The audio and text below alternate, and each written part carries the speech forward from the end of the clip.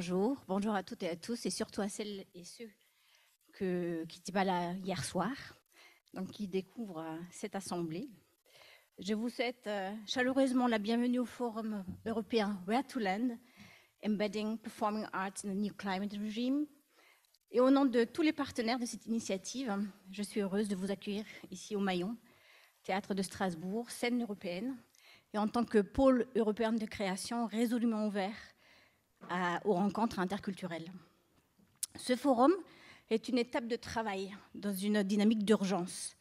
Au cours de sessions plénières et d'ateliers thématiques, nous allons discuter les outils d'une production culturelle responsable, dégager les axes d'une nécessaire réorganisation du secteur culturel, élaborer des recommandations en matière politique publique pour soutenir les acteurs et actrices du spectacle vivant à la hauteur des défis environnementaux actuels. Programme assez dense, j'avoue. Ce n'est que depuis relativement peu de temps que le secteur de la culture, et plus particulièrement le spectacle vivant, se lance eux aussi dans une introspection concernant leurs responsabilités écologiques. Une initiative comme Where to Land est d'autant plus significative. Elle témoigne d'une prise de conscience des transformations incontournables qu'imposent les enjeux écologiques dans tous les domaines. L'ampleur de la catastrophe déjà en cours est indéniable. Pour autant, d'après moi, le catastrophisme serait une invitation à penser en rond, voire de penser pas du tout, comme l'illustrent de nombreux mouvements politiques souvent à nos portes. Or, l'état de la planète exige que nous pensions autrement le monde et la place que nous y occupons. En tant qu'être responsable et à même d'agir de manière intelligente et intelligible, nous ne pouvons pas nous restreindre à faire le constat, par ailleurs assez consuel de nos jours, que la Terre va mal. Ce qui nous importe ici, dans le cadre de Where to Land, c'est de bâtir sur ce constat un débat, de définir par le débat un horizon politique et de nous projeter dans cet horizon en identifiant un plan d'action. Ce lien entre débat et action se tisse avec méthode.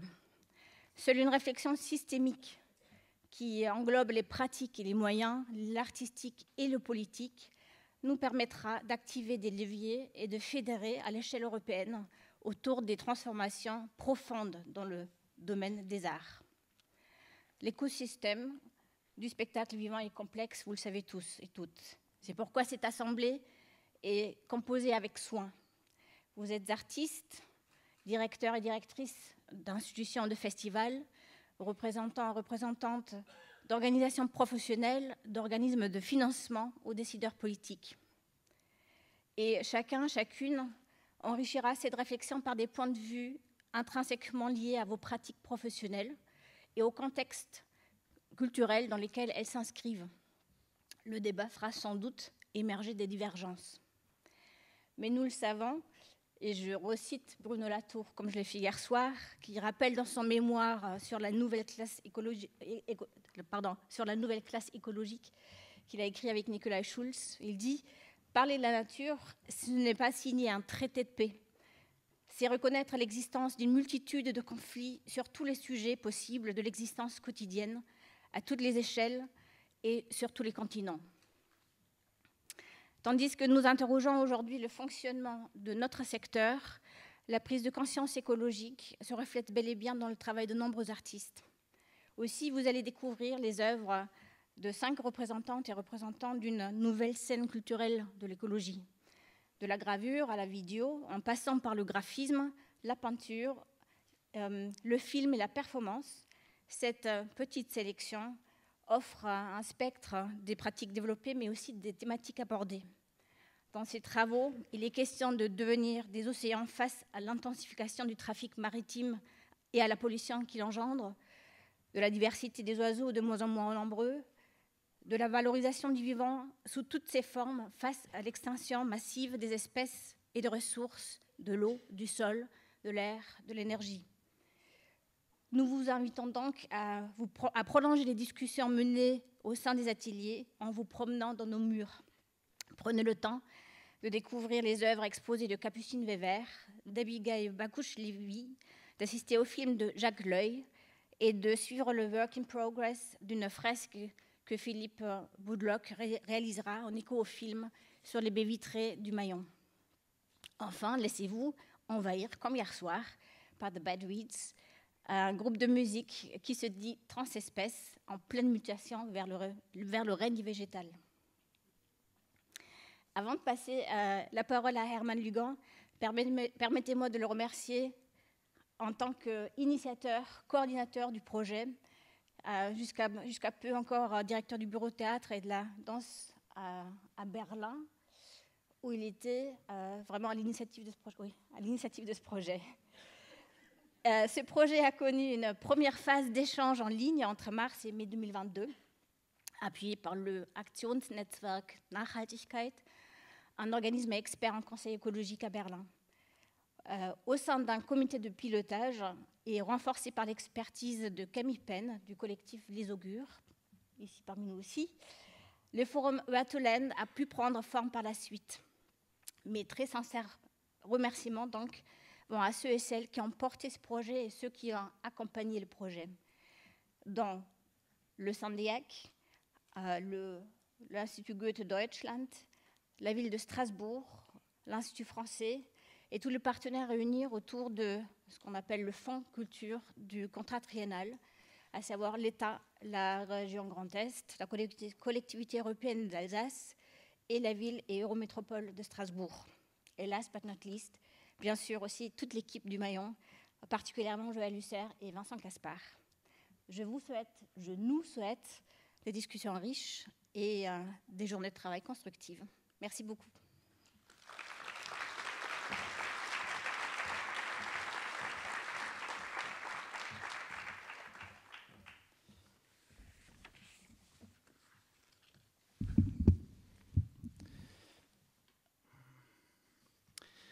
Hello everyone, and thank you for being here. Bonjour à tous et merci d'être là.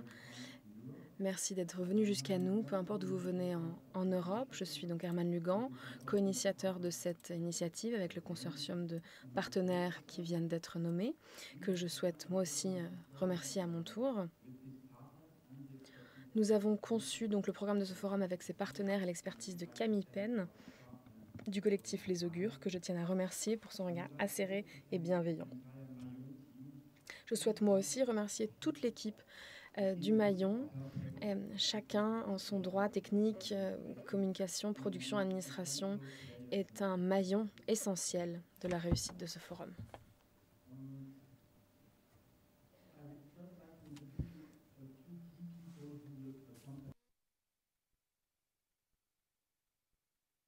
Tout d'abord, je voudrais vous présenter les quelques personnes clés qui vous accompagneront pendant ces 2 jours. Tout d'abord, donc Joël Husser. Joël, es-tu là? Donc Joël, avec qui vous avez tous été en contact, votre contact pour toutes les questions logistiques, matérielles, relatives au Mayon. Elle a abattu un travail considérable de production et je voudrais la remercier vivement.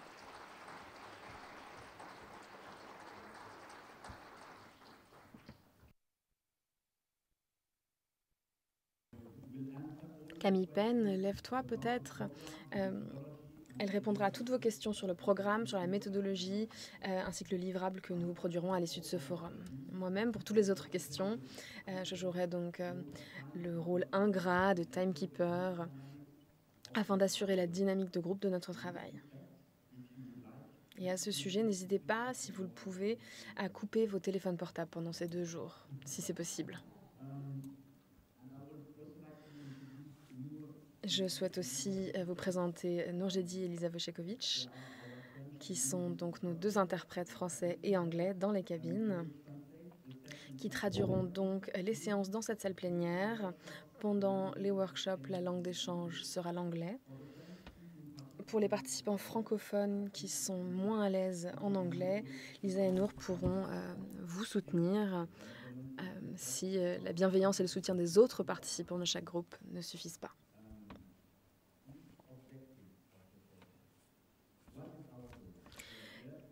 Quel est notre objectif? donc Where to Land, Embedding European Performing Arts in the New Climate Regime. C'est une initiative donc lancée il y a environ 1 an qui s'est donnée pour objectif de penser et mettre en acte la révolution écologique nécessaire au sein du spectacle vivant en Europe. Il s'agit de définir la manière dont nous pouvons contribuer pour le monde de l'art et la société en général, à faire venir un modèle compatible avec l'avenir de la vie sur Terre dont dépend notre propre vie et notre propre survie. L'objectif de ces 2 jours de forum est de formuler des engagements clés du secteur du spectacle vivant européen dans sa globalité et des plans d'action pour que la transformation nécessaire advienne rapidement. Cette initiative est née à l'été 2021 alors que notre secteur sortait de la pandémie dans une sorte de soif de se rattraper, de rattraper ce temps perdu avec le besoin de désengorger l'embouteillage de production mis en attente pendant les lockdowns successifs. Alors même que nous avions des mois durant assisté à des discussions professionnelles en ligne qui tentaient d'imaginer le monde d'après, un monde d'après qui romprait avec les insoutenables logiques productivistes et extractivistes, dans lesquelles nous avions le sentiment d'être englués. Différents échanges avec Nicolas Dubourg du Syndeac, Jakob Billabel du Aktionsnetzwerk Nachhaltigkeit ainsi que Barbara Engelhardt du Théâtre Maillon ont révélé une communauté de pensée autour de l'idée que notre secteur était en train de rater quelque chose et qu'il était temps de nous mettre en mouvement ensemble. Ce qui distingue notre forum Where to Land en fait peut-être aussi son originalité. C'est une approche systémique, sectorielle et européenne. Une approche donc systémique, j'y reviendrai un peu plus tard. Nous vous proposons de penser au-delà de ce que chaque individu, chaque structure peut engager comme action et peut faire. Des actions que nous appellerions donc individuelles ou techniques. Jusqu'ici, dans une logique néolibérale, la responsabilité de la redirection écologique est surtout laissée aux acteurs individuels. Les politiques publiques se limitent bien souvent, au mieux, à des mesures incitatives. Or, nous sommes convaincus que l'addition des initiatives individuelles ne fait pas un système. Étant donné l'ampleur du défi écologique et climatique en particulier, les changements doivent être beaucoup plus profonds et donc systémiques. Une approche donc sectorielle.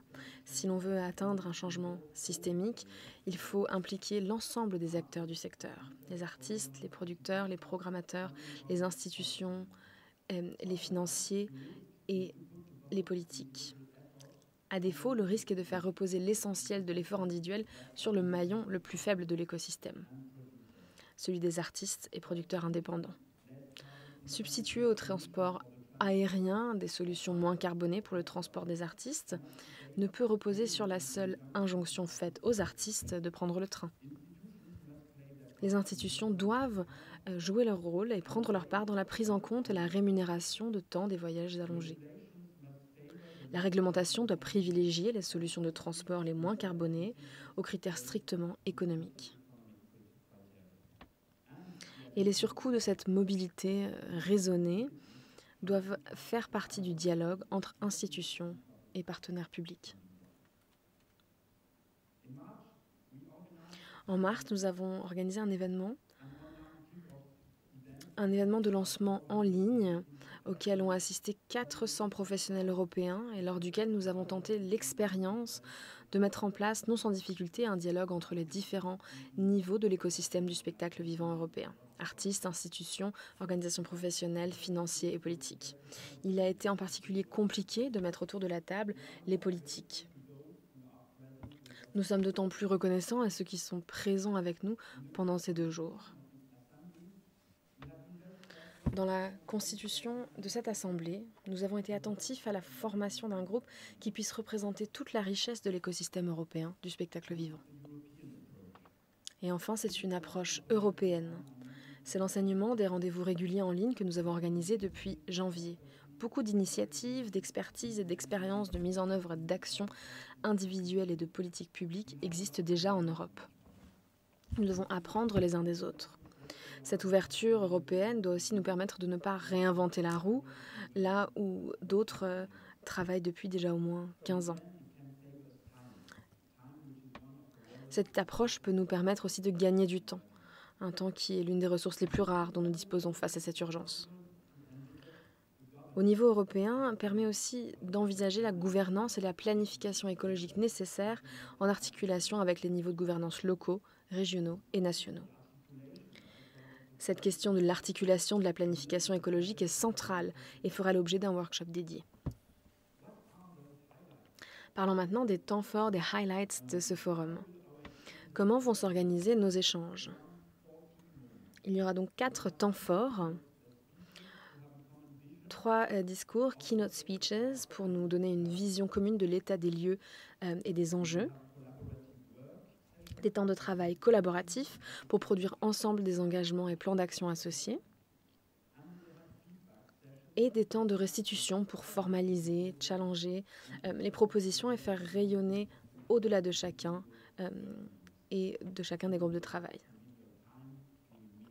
Nous aurons aussi des temps conviviaux pendant les repas et les propositions artistiques pour créer une communauté. L'essentiel de notre temps, nous le passerons en sous-groupes pour travailler des engagements et les plans d'action correspondants. Nous allons nous répartir au sein des 10 groupes de travail que nous avons constitués. Et pour constituer justement ces groupes, nous avons tenu compte des sujets avec lesquels vous ne sentiez pas d'acquaintance. Puis nous avons tenté de constituer des groupes qui à la fois concentrent une forme d'expertise sur les sujets abordés et soient aussi représentatifs d'une diversité de perspectives par l'origine géographique, mais aussi par la place et le rôle dans l'écosystème du spectacle vivant de chacun des participants. Nous allons vous soumettre au sein de ces groupes une formulation de la problématique spécifique abordée et une série d'engagements du secteur dans sa globalité pour y parvenir. Aujourd'hui, vous allez les travailler, les reformuler. Vous auriez dû déjà tous les avoir reçus, bien sûr, avant le début de ce forum. Nous allons donc les travailler et les reformuler, ces problématiques. Sur cette base, nous travaillerons demain sur des plans d'action pour parvenir à réaliser ces objectifs avec une attention particulière aux mesures systémiques et politiques que nous devons mettre en œuvre.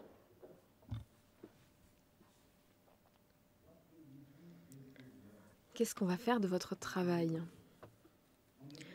Eh bien, on va parler donc du livrable. Sur la base de votre travail, de l'analyse des experts mobilisés, une synthèse sera réalisée dont seront destinataires à la fois les acteurs du secteur et les décideurs politiques à tous les niveaux de la gouvernance. Ce livrable sera à la fois un appel au secteur à s'engager concrètement dans la révolution écologique qui est nécessaire et aussi un plaidoyer à destination des décideurs politiques pour transformer le cadre réglementaire et les politiques publiques pour nous mettre en capacité d'agir.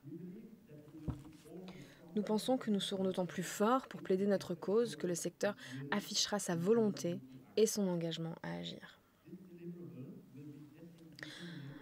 Ce livrable sera diffusé largement et sa transformation en acte relèvera dès lors de notre responsabilité collective.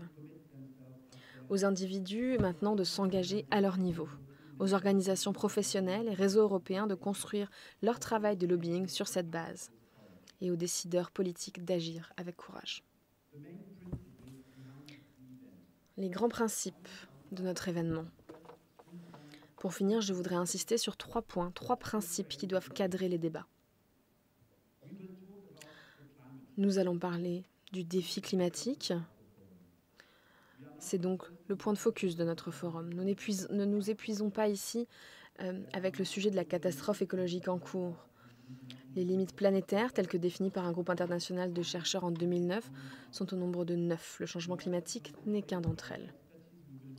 Dans un souci de concentration de l'expertise, nous nous limiterons à la question climatique. En matière écologique, tout finit par se recouper.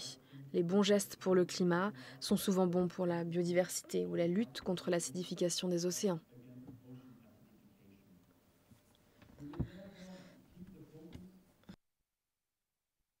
Nous tiendrons donc ce focus en étant conscients que nous n'épuisons pas la question écologique dans sa complexité. Pour rappel, l'accord de Paris de 2015 a fixé des objectifs de réduction des émissions de gaz à effet de serre. L'Union européenne, dans le cadre du Green Deal européen et de la European Climate Law, les a traduits dans son appareil réglementaire. L'objectif de la neutralité carbone à l'horizon 2050 et l'objectif intermédiaire de la réduction des émissions de 55% par rapport au niveau de 90 d'ici 2030 ont donc force de loi pour nous, ici en Europe et au sein de l'Union européenne. Cet objectif intermédiaire signifie, sur base des émissions actuelles, une réduction de 80% des émissions d'ici à 8 ans. S'il y a une chose à retenir de ce propos introductif dans les travaux des 2 jours à venir, c'est bien cela. L'objectif de réduire 80% en 8 ans les émissions induites par notre activité. Deuxièmement, nous devons privilégier les réponses systémiques. Nous vous proposons de distinguer 3 niveaux d'action.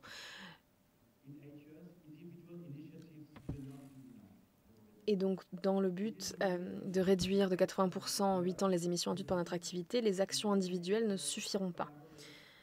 Nous avons donc besoin de 3 niveaux d'action. Les actions individuelles ou techniques, les mesures systémiques liées à l'organisation du secteur et les mesures politiques.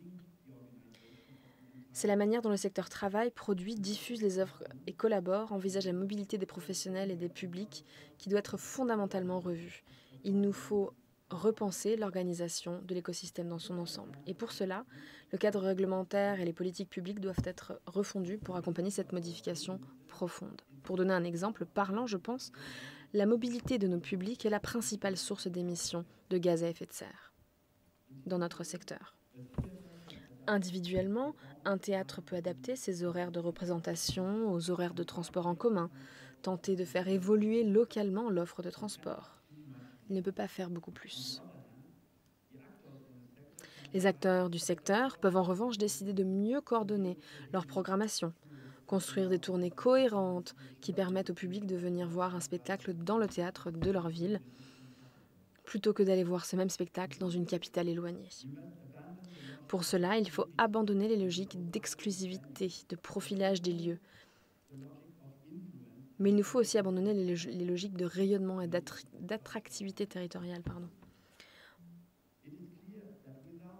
On comprend bien que sans un accord de la puissance publique qui finance les 10 théâtres, sans une valorisation de logiques coopératives approfondies plutôt que celle de la concurrence qui règne aujourd'hui, on a peu de chances de voir les changements systémiques nécessaires à devenir.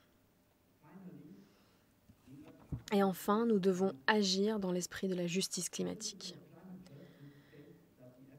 Ce principe pose que les efforts doivent être équitablement répartis pour contrer les injustices, les conséquences inégalitaires du changement climatique. Nous en tirons donc les réflexions suivantes.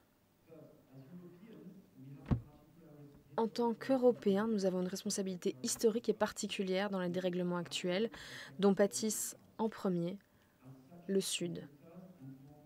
À ce titre, c'est d'abord à nous, habitants privilégiés du Nord, de définir nos engagements. Sur cette base, nous aurons tout à gagner à ouvrir le dialogue avec les perspectives extra-européennes, à la manière de ce que la Documenta de Kassel a réussi de manière éblouissante.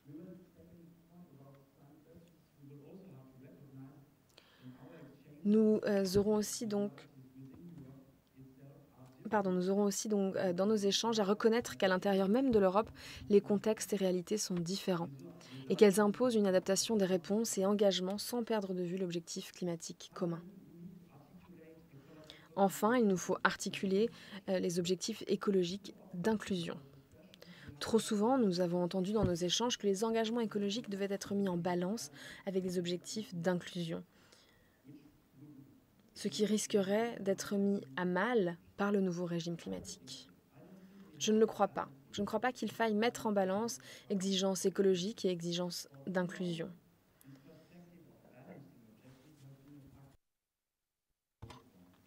Cette perspective de la mise en balance des objectifs a été trop longtemps un facteur d'immobilisme sur les 2 tableaux.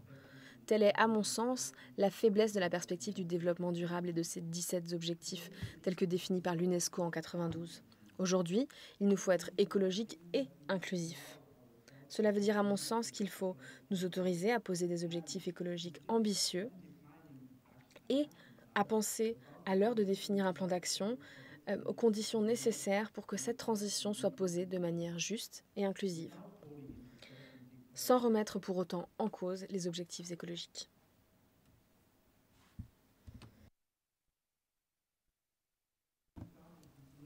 Pour conclure, entre le moment où nous avons débuté cette initiative et aujourd'hui, le contexte s'est encore aggravé. Et dans les échanges que nous avons pu avoir, il me semble que des mesures qui paraissaient très radicales il y a encore un an sont aujourd'hui tout simplement le minimum dès lors que l'on souhaite attaquer le problème avec sérieux. Et pourtant, nous vous invitons à l'optimisme, à cultiver le désir créatif du changement. Iphigénia Taxopoulou, que nous entendrons demain matin, m'a fait découvrir l'ouvrage de Georgios Kallis.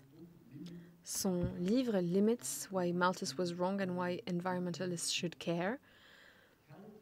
Kallis réfléchit dans ce livre à la question des limites en se référant à la pensée de Cornelius Castoriadis, pour qui cette question des limites doit aujourd'hui être conçue moins comme celle des limites naturelles qui s'imposeraient à des désirs que l'on suppose illimités.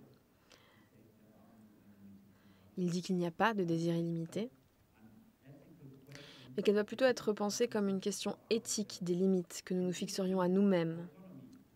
C'est dans cette autonomie, cette réalisation de la liberté dans la définition créative de nos propres limites que réside la possibilité de rendre désirable la transformation écologique. Cette négociation des limites est aussi l'essence et la condition de substance de la démocratie.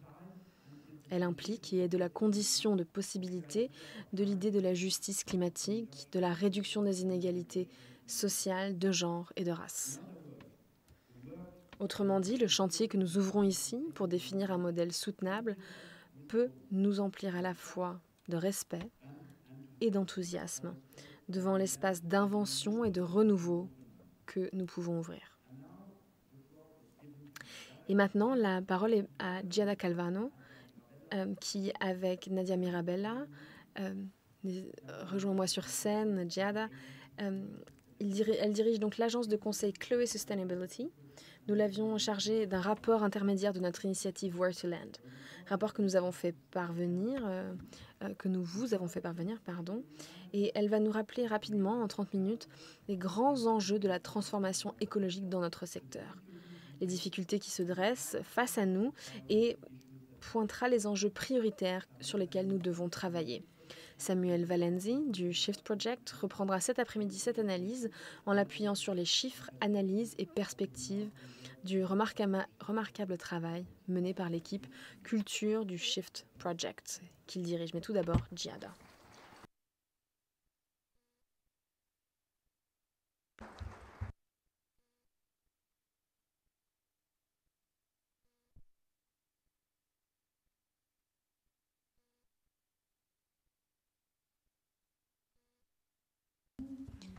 Bonjour à tous, j'espère que vous m'entendez bien. Tout d'abord, je voudrais remercier tous les organisateurs, donc le Maillon qui nous accueille, Herman, Camille, tout le monde, pour ce forum européen bien nécessaire et bien sûr tous les participants qui viennent de toute l'Europe. C'est un plaisir pour moi aujourd'hui d'être ici devant vous et un honneur devant toutes les personnes et organisations qui se sont engagées pour lutter contre le changement climatique dans le secteur climatique depuis de nombreuses années. Et aussi devant tous ceux qui se sont récemment intéressés à cette approche et qui veulent agir en ce sens. Je suis ici aujourd'hui pour vous présenter les résultats préliminaires du travail mené ces derniers mois dans le cadre de Where to Land. Mais avant cela, quelques considérations. Je voudrais vous poser quelques questions et vous donner quelques considérations pour ouvrir une réflexion. Nous sommes tous ici parce que nous voulons un avenir durable pour notre planète et nous voulons agir en particulier dans notre cas pour le secteur du spectacle vivant. Mais d'abord, il nous faut nous demander quel genre de durabilité nous voulons pour le secteur du spectacle vivant. On pourrait reformuler cette phrase en disant quels sont les changements que nous sommes prêts à adopter sans compromettre l'essence de notre travail? Sommes-nous assez courageux pour nous engager à des changements ambitieux et des solutions radicales? Avant de mieux expliquer la nature de cette question, je voudrais vous parler des discours retardant l'action climatique. Peut-être que vous connaissez cette approche, mais d'autres ne la connaissent pas. Je vais donc expliquer ce concept.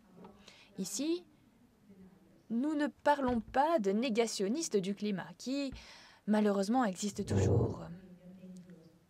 Et nous devons continuer à nous battre contre leurs croyances et positions dangereuses. Ici, dans le cadre des discours retardant l'action climatique, nous devons parler de ces personnes qui affirment vouloir un avenir durable, mais qui trouvent des excuses ou des arguments pour retarder cette transition nécessaire.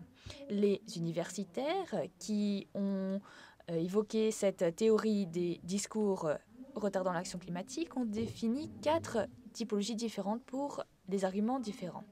Tout d'abord, la capitulation, qui reconnaît que la réduction du changement climatique n'est simplement pas possible parce que les mesures et initiatives fortes nécessitent une transformation radicale. Nous en faisons trop peu, trop tard. Donc, c'est inutile et la seule mesure possible, c'est l'adaptation. Deuxième discours. Échapper à ses responsabilités en détournant cette responsabilité seulement sur les choix individuels, par exemple, ou en minimisant l'empreinte de notre secteur en la comparant à ceux qui font pire, en disant que le secteur culturel n'a pas un impact aussi important que d'autres industries. Et ici, il s'agit d'une réaction globale au changement climatique. Nous ne devons pas attendre que les autres agissent avant d'envisager des actions nous-mêmes. Enfin, il y a une approche qui se concentre sur les coûts de l'action climatique. Par exemple, les emplois mis en danger, nos modes de vie mis en danger. Et donc, l'approche face aux politiques climatiques est plus prudente. Enfin, ceux qui proposent des solutions peu efficaces au changement climatique et qui, ainsi, dérivent l'attention des mesures plus efficaces. Par exemple, ils disent qu'il faut se reposer sur le projet technologique ou ils disent que les carburants fossiles font partie de la solution. Ils ne permettent pas vraiment de convertir les objectifs à long terme en actions réelles. Ils évitent les politiques volontaires. Ils ne veulent pas, par exemple, mettre en œuvre des taxes pour les voyageurs qui prennent l'avion fréquemment et d'autres mesures de ce genre. Nous devons en fait être plus ambitieux que tout cela. Nous avons besoin de changements radicaux et donc proposer des solutions radicales. Et tout cela nécessite de l'engagement, des efforts et un terme que l'on a tendance à éviter, le sacrifice, des sacrifices. Je voudrais que nous gardions à l'esprit ces discours insidieux lorsque nous débattrons plus tard dans les ateliers.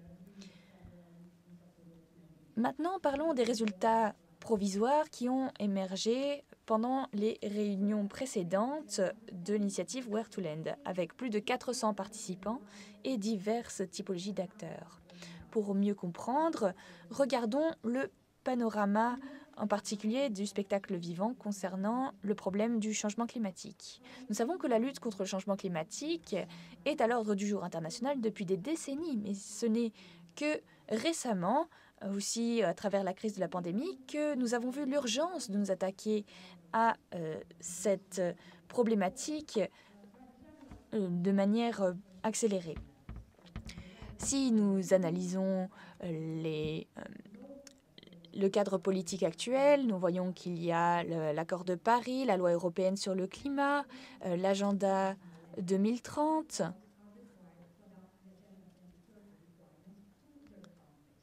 Et il faut atteindre aussi la neutralité carbone d'ici 2050. Les organismes publics doivent aussi s'adapter à l'agenda 2030 des Nations Unies avec des plans nationaux d'adaptation au changement climatique. Mais pour le secteur climatique, l'urgence de cette situation n'est devenue que récente, malgré toutes les publications et résolutions qui ont émergé ces dernières années. Par exemple, celles qui ont été produites par l'UNESCO ou la Commission Culture des cités et gouvernements locaux unis. Avec la période budgétaire 2021-2027 de l'Union européenne, l'importance d'avancer dans la transition écologique pour tous les secteurs, dont le secteur créatif et culturel, est devenue plus évidente.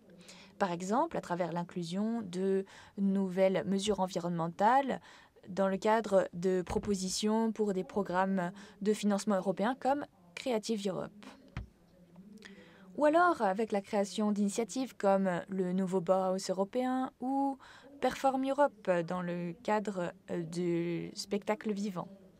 Cependant, malgré toutes ces affirmations réitérées qui mettent l'accent sur le rôle crucial de la culture dans le développement durable, les preuves montrent que la culture a souvent été négligée dans le cadre de la durabilité. Par exemple, il ne s'agit pas d'un objectif spécifique dans les objectifs de développement durable dans l'agenda 2030. Nous devons transformer les déclarations et les intentions en stratégie et en action opérationnelle. Enfin, nous sommes concentrés aussi sur des nouveaux scénarios. Nous devons en imaginer et en réinventer dans le cadre de la crise climatique, aussi dans le secteur de la culture. Malheureusement, tout ce besoin est largement ignoré dans le secteur de la culture. Si nous examinons les défis du secteur culturel dans la crise climatique, nous voyons un manque général de mandat gouvernemental ou industriel dans la transition environnementale de la culture. Par exemple, on voit des législations qui peuvent limiter certaines pratiques qui affectent négativement l'environnement. Ou alors, une mauvaise intégration des critères environnementaux et des mesures nécessaires environnementales dans les programmes de financement pour les organisations et opérations culturelles. Il nous faut des financements qui boostent, qui encouragent la transition. Nous voyons également un besoin de cadre commun pour mesurer la durabilité du secteur et mesurer aussi la responsabilité du secteur. Il nous faut ceci pour nous adapter aux différents contextes et situations. Nous avons également besoin d'une plateforme et de réseaux. Enfin, il nous faut aussi encourager la recherche intersectorielle, l'enseignement formel et informel et la construction de capacités à tous les niveaux. Nous devons aussi dépasser les idées préconçues, par exemple celles qui sont liées à l'impact environnemental du secteur. Et Samuel Valenci, j'imagine, va vous montrer des données intéressantes à ce sujet plus tard. Il nous faut aussi surmonter les barrières au verdissement perçues par les opérateurs culturels. Par exemple, un manque de ressources, d'expertise technique ou de soutien de la part des acteurs publics, par exemple. Des coûts élevés aussi. Enfin, pour finir, nous devons aussi parler d'intervention, ou plutôt d'un manque d'intervention structurée et articulée du secteur. Les changements systémiques et disruptifs sont nécessaires pour surmonter tous ces défis. Voilà un aperçu. Et étant donné cet aperçu, nous devons tenter de collecter et catégoriser les sujets les plus pertinents pendant les conversations dans le cadre de l'initiative Where to Land. Il y a deux typologies principales. Tout d'abord, les sujets transverses c'est une réflexion plus générale et plus conceptuelle sur une compréhension systémique plus large de la lutte contre le changement climatique. Et deuxième typologie, les sujets opérationnels centrés sur des aspects plus techniques, définis par une série d'opérations qui doivent être mises en œuvre pour favoriser la décarbonisation du secteur. Pour ces deux cas, nous avons mis l'accent sur les points forts et les points de travail de chaque sujet identifié. Commençons par la justice climatique, qui est apparue comme l'un des sujets les plus récurrents dans les conversations lors des différentes réunions. Il y a une véritable sensibilisation à l'équité et à la justice dans la transition écologique et à l'évitement de la création de structures déséquilibrées. Cependant, étant donné la complexité d'une approche aussi transverse, des contradictions peuvent apparaître pour l'implantation pratique. Par exemple, il nous faut équilibrer les contraintes environnementales en réduisant par exemple les tournées et voir aussi l'impact que cela peut avoir sur les revenus de l'artiste. Il nous faut embrasser des sujets hétérogènes et complexes dans le cadre de cette réflexion et cela augmente le risque d'échec, malheureusement. Autre sujet, la responsabilité climatique. De nombreux participants ont exprimé leur disponibilité et leur volonté de se responsabiliser pour leurs actions et à intégrer leurs prédispositions dans leur organisation. Mais il est difficile de définir quelle est l'étendue de cet engagement se transforme en réalité. La responsabilité climatique nécessite des choix radicaux. Tous les acteurs doivent s'y tenir, et cela à tous les niveaux, les individus, les gouvernements et au niveau systémique également. La lutte contre le changement climatique nécessite une approche holistique. Nous ne pouvons pas travailler isolément, et les participants l'ont bien indiqué. Ils veulent des cadres communs, territoriaux et gouvernementaux.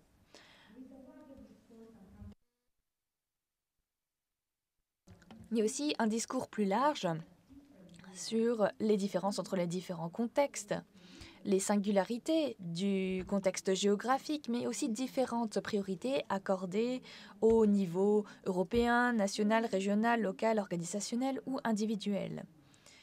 Il y a des perspectives du bas vers le haut et du haut vers le bas. Prendre en compte ces spécificités contextuelles peut cependant empêcher les comparaisons et rendre difficile la réplication d'initiatives vertueuses ou l'évaluation d'activités dans des circonstances variées. Le potentiel de créativité est considéré comme l'un des plus grands leviers de l'activité culturelle dans l'action climatique. En ce sens, le rôle des artistes et de la création artistique dans la propagation du message durable doit faire l'objet de davantage de recherches. Les participants des différentes réunions ont exprimé la nécessité d'équilibrer les priorités environnementales avec les caractéristiques intrinsèques du secteur du spectacle vivant, comme l'importance des réunions en présentiel, des rencontres, de la mobilité aussi. Et par exemple, on peut opter pour des séjours plus longs lorsque l'on se rend à des réunions ou dans des résidences. Cependant, la peur de perdre son identité lors de la transition écologique peut mener à un rejet ou à l'ignorance des changements requis à opérer. La sobriété a aussi été identifiée comme une mesure clé lorsque l'on pense aux solutions possibles pour lutter contre le changement climatique. Il nous faut repenser nos activités habituelles, abandonner certaines pratiques comme les tournées frénétiques ou les festivals de grande taille. Alors, bien sûr, la réduction de nos activités culturelles peut mener à un manque de volonté de la part de beaucoup d'agents. Et donc, il nous faut soutenir cette transition de plusieurs manières, financièrement et à travers l'éducation. Si nous examinons le niveau opérationnel et comment mettre en œuvre ces changements en pratique, il nous faut reconnaître déjà le travail mené par de nombreuses organisations et individus à travers une cartographie complète de toutes les initiatives et projets en Europe. L'importance de la collaboration, des partenariats et du réseautage a également été soulignée. De nombreuses initiatives collaboratives existent au niveau national et local, mais il faudrait joindre nos efforts au niveau européen en créant un cadre européen conjoint pour avancer dans la lutte contre le changement climatique d'une perspective sectorielle en lien avec les recommandations des objectifs de développement durable. Autre sujet pertinent, la mesure de l'empreinte écologique et l'empreinte carbone du secteur. Certaines entités qui ont participé au débat ont déjà de nombreuses années d'expertise dans ce domaine et disposent de mesures et de résultats très complets qui doivent faire l'objet de notre intérêt. Cependant, ces mesures ne sont pas une pratique commune dans tout le secteur. Il nous faut donc les comprendre et mettre en place une référence pour une gestion appropriée, une adaptation future et une réduction future. Ce sont les points de départ de la réduction de notre impact. La mise en œuvre d'un cadre légal doit aussi être perçue comme une condition nécessaire pour l'encouragement de comportements écologiques vertueux. Il nous faut donc un dialogue entre les décideurs et les différents acteurs impliqués. Donc les participants doivent aussi être informés qu'il est important de mettre en place des conditions contraignantes pour éviter aussi les inégalités et il faut que cette initiative soit soutenue par tous les acteurs.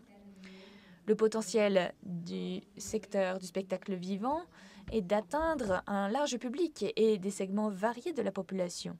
Cela doit être l'occasion de propager des messages écologiques et de permettre d'engager des personnes dans cette transition.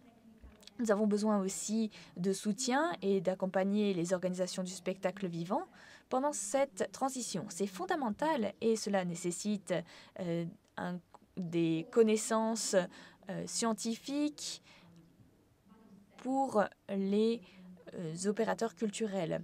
Ce soutien ne doit pas être limité à une aide financière, mais plutôt comprendre également un accompagnement ou des programmes de mentorat. Nous devons aussi accompagner par l'enseignement et la formation les étudiants et les opérateurs qui travaillent déjà dans ce secteur, bien sûr, à travers différents cadres. Il nous faut tout d'abord commencer par identifier les sujets les plus pertinents et les outils nécessaires à inclure dans les cursus et les cours qui pourraient contribuer à une transition écologique efficace.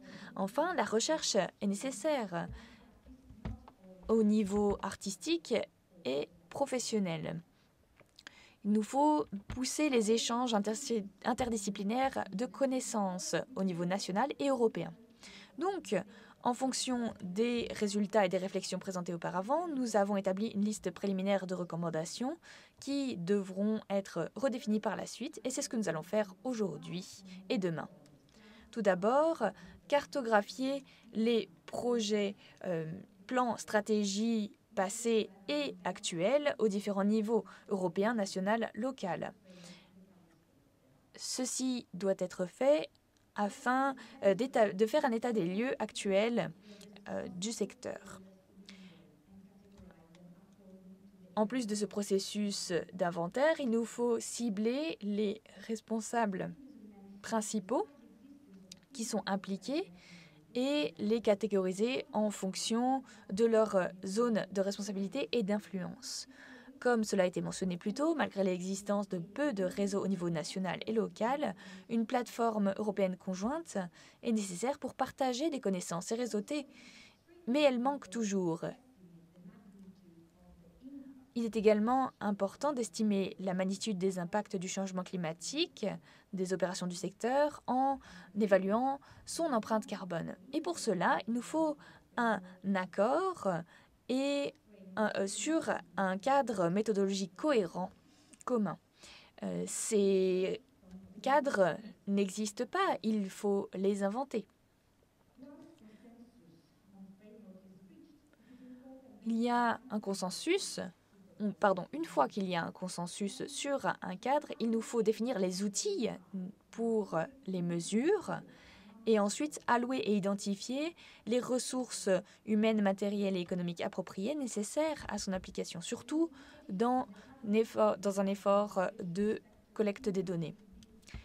L'identification de l'état des lieux actuel et l'évaluation des impacts du secteur seront nécessaires pour la mise en œuvre d'une cartographie cohérente et d'une stratégie de réduction plutôt.